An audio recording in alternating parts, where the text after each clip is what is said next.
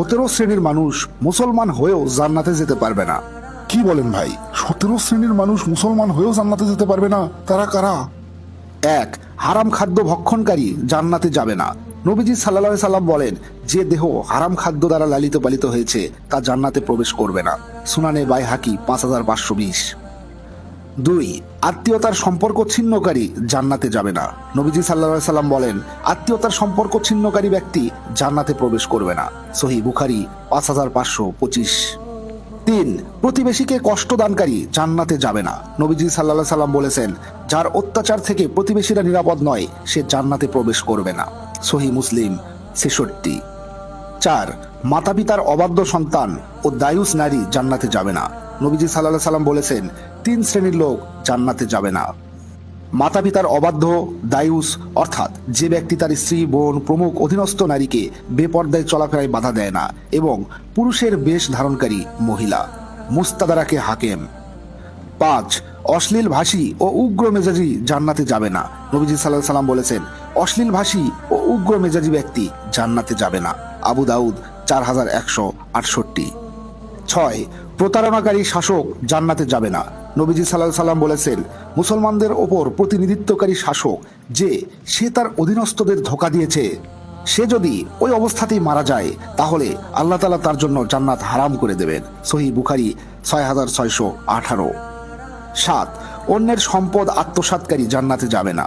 নবীজি সাল্লাল্লাহু আলাইহি সাল্লাম বলেছেন, যে ব্যক্তি কসম করে কোনো মুসলমানের সম্পদ আত্মসাৎ করে আল্লাহ তাআলা তার জন্য জাহান্নাম ওয়াজিব করে দেন এবং জান্নাত হারাম করে দেন। সহিহ মুসলিম 196। 8. খোটা দানকারী, অবাধ্য সন্তান ও মদ্যপ জান্নাতে যাবে না।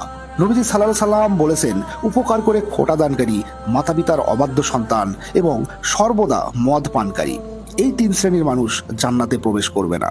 সুনানে নাসাই 5577। 9. চগলখোর জান্নাতে প্রবেশ করতে পারবে না। নবীজি সাল্লাল্লাহু আলাইহি সাল্লাম বলেন, চগলখোর জান্নাতে প্রবেশ করবে না। সহিহ মুসলিম। 10. অন্য পিতার সঙ্গে সম্বন্ধকারী জান্নাতে যাবে না। নবীজি সাল্লাল্লাহু আলাইহি সাল্লাম বলেন, যে ব্যক্তি জেনে শুনে নিজেকে অন্য পিতার সঙ্গে সম্পর্কিত করে অর্থাৎ নিজেকে অন্য পিতার সন্তান বলে পরিচয় দেয় তার জন্য জান্নাত হারাম। সহিহ বুখারী 6269। 11. গর্ব এবং অহংকারকারী জান্নাতে যাবে না। নবীজি সাল্লাল্লাহু আলাইহি সাল্লাম বলেন, যার অন্তরে অনুপরিমাণ অহংকার রয়েছে সে জান্নাতে প্রবেশ করবে না। সহিহ মুসলিম 131। 12. রাসূলুল্লাহ সাল্লাল্লাহু আলাইহি সাল্লামের নাফরমান জান্নাতে যাবে না। নবীজি সাল্লাল্লাহু আলাইহি সাল্লাম বলেন, যে আমার আনুগত্য করে সে জান্নাতে যাবে, আর যে আমার নাফরমানি করে সে জান্নাতে যেতে অস্বীকার করেছে। সহিহ বুখারী 6737। 13. দুনিয়াবি উদ্দেশ্যে ইলম অর্জনকারী জান্নাতে যাবে না। নবীজি সাল্লাল্লাহু আলাইহি সাল্লাম বলেন, যে ইলম দ্বারা আল্লাহর সন্তুষ্টি অন্বেষণ করা হয় সেই ইলম যে ব্যক্তি দুনিয়াবি কোনো স্বার্থ সম্পদ হাসিলের উদ্দেশ্যে শিক্ষা করে সে জান্নাতের ঘ্রাণও পাবে না।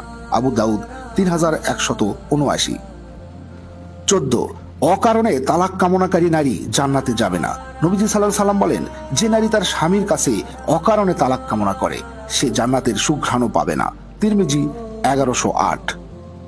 15. কালো কলব ব্যবহারকারী জান্নাতে যাবে না। নবীজি সাল্লাল্লাহু আলাইহি সাল্লাম বলেন, শেষ যুগে কিছু লোক কবুতরের শিনার ন্যায় কালো কলব ব্যবহার করবে, তারা জান্নাতের ঘ্রাণও পাবে না। সুনানে নাসাই 4988। 16. লৌকিকতা প্রদর্শনকারী জান্নাতে যাবে না। সহিহ মুসলিম 3527। 17. ওয়ারিশকে বঞ্চিতকারী জান্নাতে যাবে না। নবীজি সাল্লাল্লাহু আলাইহি সাল্লাম বলেন, যে ব্যক্তি কোনো ওয়ারিশকে তার অংশ থেকে বঞ্চিত করলো আল্লাহ তাআলা তাকে জান্নাতের অংশ থেকে বঞ্চিত করবেন। সুনানে ইবনে মাজাহ 2694। বলেন কি ভাই, এই 17 শ্রেণীর মুসলমান জান্নাতে যেতে পারবে না? তাহলে জান্নাতে যাবে কি? আমি তো দেখতেছি অনেক হুজুরও তাহলে জান্নাতে যেতে পারবে না। ভাই রে ভাই, জান্নাত হচ্ছে আল্লাহর পক্ষ থেকে তার বান্দাদের জন্য সর্বোচ্চ পুরস্কার। একটা স্কুলের কোন ছাত্ররা পুরস্কার পায়? যে ছাত্ররা সবচেয়ে ভালো, সবচেয়ে অবিডেন্ট, পড়াশোনা ভালো করে, নিয়ম কানুন ভালো মেনে চলে, শিক্ষককে সম্মান করে, তারাই কিন্তু পুরস্কার পায়। ঠিক একই রকম যে মুসলমানরা আচার আচরণে, কথাবার্তায়, সব কিছুতে, জীবন ধারণে আল্লাহর সন্তুষ্টি অর্জন করতে পারবে তারাই জান্নাতে যাবে। জান্নাত মামুর বাড়ি না, এত সহজ না। আসসালামু আলাইকুম রহমতুল্লাহ। প্রিয় দর্শক মন্ডলী, আশা করছি আল্লাহর রহমতে অনেক ভালো আছেন। আপনাদের জন্য একটা কুইজ রয়েছে। বলুন তো, কোন সাহাবী কোরআন তিলাওয়াত করার সময় হৃদয় বিদারক ভাবে মারা যান? আমি আবারও বলছি, বলুন তো কোন সাহাবী কোরআন তিলাওয়াত করার সময় হৃদয় বিদারক হয়ে মারা যান? 1. হজরত উসমান রাদিউল্লাহু তাআলা আনহু। 2. হজরত উমর রাদিউল্লাহু তাআলা আনহু। 3. হজরত আবু বক্কর রাদিউল্লাহু তাআলা আনহু। এবং 4. হজরত আলী রাদিউল্লাহু তাআলা আনহু।